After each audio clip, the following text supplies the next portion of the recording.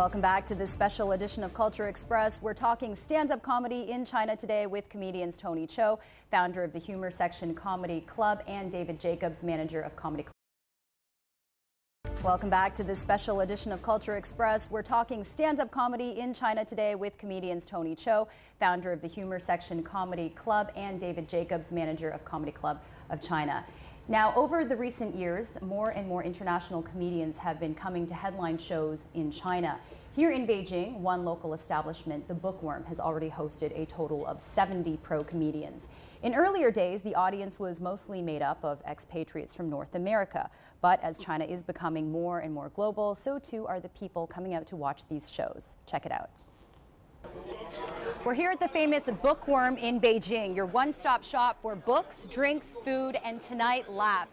That's because it's Sunday, which means it's comedy night, and people are already starting to fill in here to watch the very funny Paul Ogata, who is a visiting comedian from Los Angeles. Professional comedians, stand-up comedians, have started coming to China since 1998 to do shows. But back then, it was predominantly expatriate crowd. As we'll see tonight, the crowd these days is a bit more of a mix. When did you start becoming interested in English language stand-up comedy? That was like 10 years ago. There we go. Now he's making noise. Your host this evening is David Jacobs. The American started doing stand-up comedy in Beijing 3 years ago and is now in charge of running Comedy Club China. What's the biggest difference between doing comedy here versus in America? One big thing is that there's a lot of Chinese people in the crowd. Any Chinese people in the crowd? Oh, whoa. That's the loudest Chinese reaction I've ever heard. Hawaiian-born Paul Ogata headlines shows all over the world. His often improvised crowd work usually leaves the audience members in tears. Ogata won the prestigious 32nd San Francisco International Comedy Competition and has made a number of film and television appearances with Comedy Central, NBC, and Showtime. Boom, short guy. I hate that. Because no matter what else your flaw is in this world, count yourself lucky. For example, if you're fat, you can get liposuction. If you got bad teeth, you can get braces. If you're ugly, you can get rich. Okay, Paul, that was an amazing show. I was laughing so hard that my fake eyelash almost fell off on top of my other implanted fake eyelash. You have fake eyelashes on fake eyelashes? I do. You have an eyelash inception. That's crazy. Now, you have a background in electrical engineering, and I know that you are also a radio personality. So what got you into stand-up comedy? It was always what I liked to do. I was always the class clown. I was always the joker.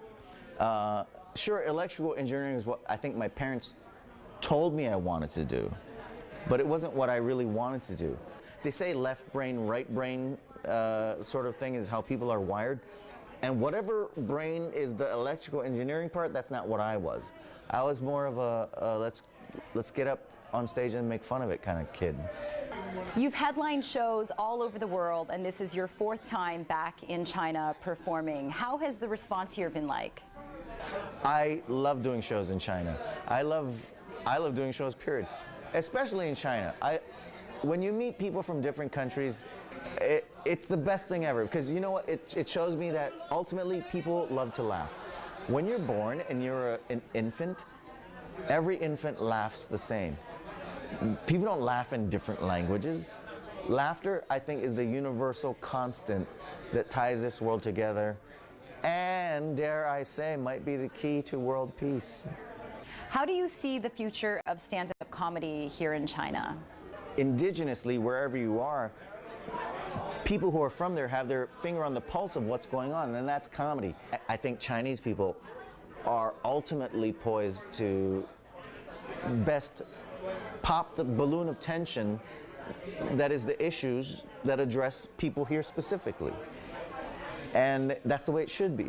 You'll have exceptions to the rule. There's an American, Canadian guy, Dashan, Yes. who's very popular in China, but it's the exception to the rule. I've never seen him, but I hear he's brilliant. I've met Joe Wong before, and a Chinese guy who went to America started comedy there, but came back and is now a huge thing here.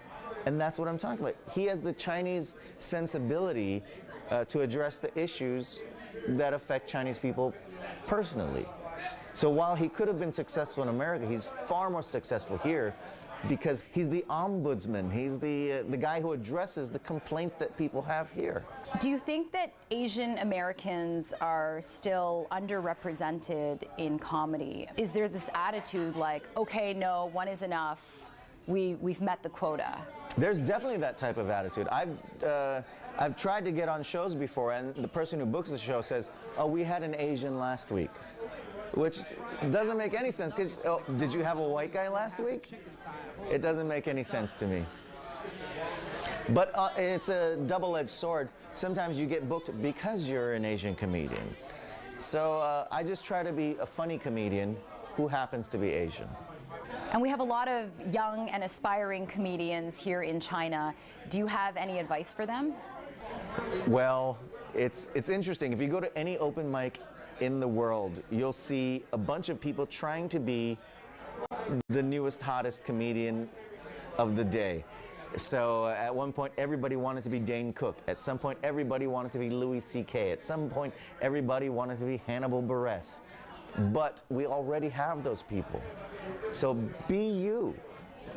Drill down deeper, find out who you are, and be the best you that we can be, because we don't have you yet.